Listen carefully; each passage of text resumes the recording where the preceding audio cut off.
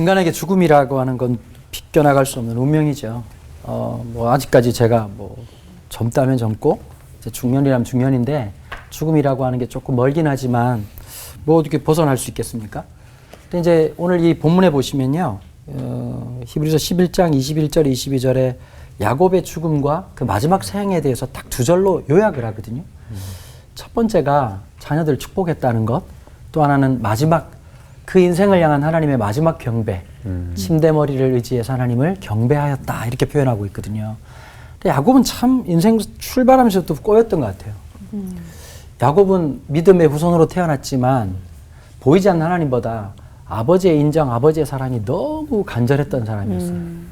손에 닿을 것 같은데 닿이지 않고 아버지의 눈길은 늘 형의 세계로 가 있고 수단과 방법과 가리지 않고 그 자리를 차지하죠. 결국은 뭐 어머니도 동원하고 그래서 아버지 앞을 못 보는 것 때문에 또 뭐 최초의 모발이식도 하고 뭐 여러 가지 해가지고 어쨌든 뭐 웃는 분들은 성경 아는 분들이고 못 웃는 분들은 성경 안 보는 분들입니다.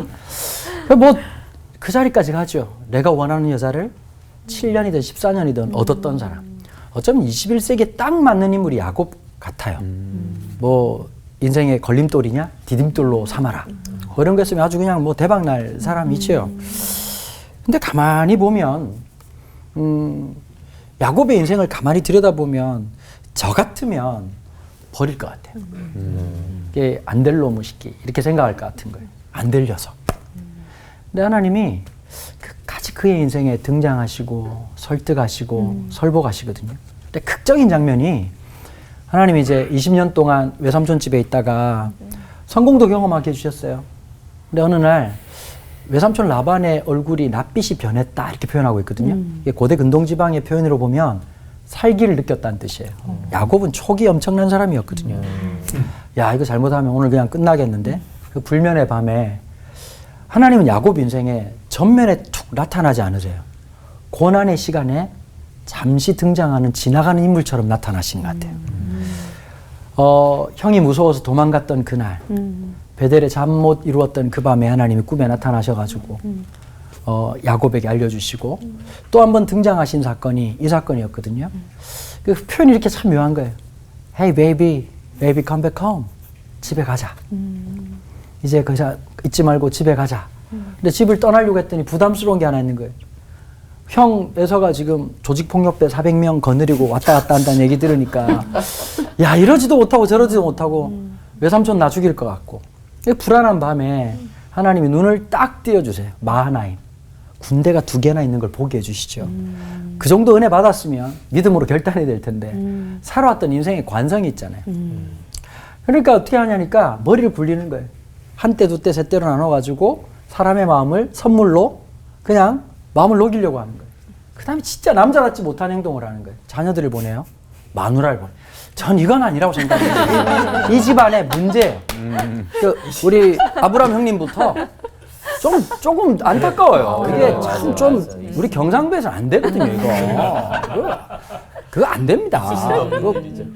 그 주민번호 뒷자리 바꿔야 됩니다. 그거 아닌데 와가지고 막 자꾸 부인 보고 뭐 오빠라 불러라고 하고 이게 참 아니지 않습니까?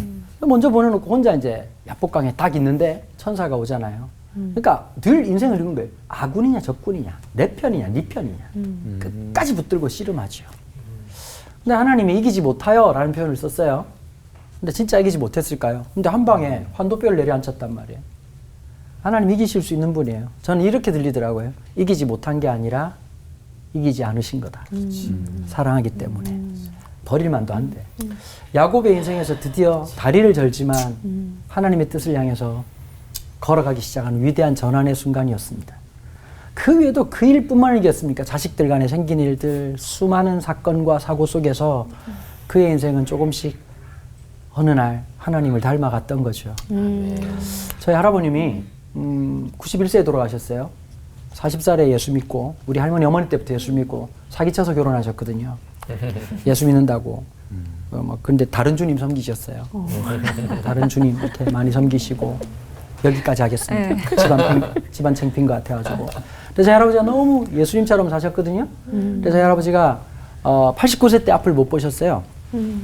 그런데 옛날 어른들은 저희 할아버지가 성경을 한 150도 가셨거든요.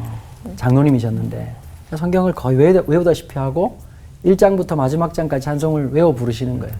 그리고 하루 종일 라디오를 들으시는 거예요. 제가 고신대학교 신학과 1학년 때였어요. 90년도에. 너무 기가 막힌 거예요. 하루 종일 예배 설교 듣고 있는. 솔직히 그 설교가 썩 들리는 설교는 아니었거든요. 재밌는 설교도 아니고. 제가 할아버지한테 여쭤봤어요. 할아버지, 설교가 그렇게 좋아? 그랬더니 우리 할아버지 하는 말이, 야, 막판에 똥 안 쌀라고 안 그러나. 이게 경상도식 표현이에요. 마지막에 헛소리 하는 사람들 진짜 많더라. 저는 이미와 아직이라고 하는 이 신학적 논제를 할아버지한테 배웠던 것 같아요. 구원의 긴장성. 마지막까지 하나님 앞에서 그 구원을 살아가는 그 절박함. 얻었다고 가졌다고 생각지 않는 오늘도 달려가는 그 마지막 모습이 89세, 90세, 91세의 할아버지의 모습이었어요. 제일 멋있게 돌아가셨어요. 찬송 부르다 돌아가셨어요. 마지막 예배 드리면서. 야곱의 인생이 그 아들들 편애로 상처받았고 편애해서 집안이 무너질 뻔했는데 그 인생에 찾아오셨던 죽은 줄 알았던 요셉을 만나게 하신 이 사건. 사실은 죽음과 부활이라고 하는 이 메타포가 똑같이 흘러가는 거예요. 야곱은 그의 아들을 통해서 부활이 뭔지 기쁨을 느꼈던 사람이죠. 그래서 그의 아들들을 다시 보기 시작하는 거예요. 한 사람 한 사람 축복합니다. 자기 인생을 생각하니 축복해도 충분한 사람들이었거든요. 그러고 나서 마지막에 하나님 앞에 드릴 수 있는 마지막 예배를 그 온 힘을 다해서 마지막 호흡과 함께 침대머리를 의지해서 하나님을 경배했다고 표현하는 거예요. 우리의 신앙이 오늘 여기쯤 왔다고 살아가는 것이 아니라 오늘 이 순간에도 거룩한 절박함, 거룩한 긴장감, 하나님 앞에 나아가는 것. 그것이 죽음 앞에서 가장 지혜롭고 죽음을 살아가는 참된 믿음이라 생각합니다. 기도하겠습니다. 하나님, 죽음이 멀리 있는 것이 아니라 오늘 우리의 삶 어디인가 있는 그 사건 앞에서도 그 죽음을 살아낼 수 있는 믿음을 우리 가운데 허락하여 주십시오. 그리고 오늘 그러한 삶이 되도록 복되게 하여 주옵소서. 감사드리며 우리 주 예수 그리스도 이름으로 기도합니다. 아멘. 문득 이런 장면이 떠올랐는데 죽을 때 이런 믿음 정도는 뭐 가지고 있었으면 좋겠다 하는 내 모습 어떤 모습이실까요? 저는 뭐 에녹처럼 호련이는 아니더라도 좀 의연하게는 가고 싶거든요. 강 목사님. 간 거예요 벌써? 네.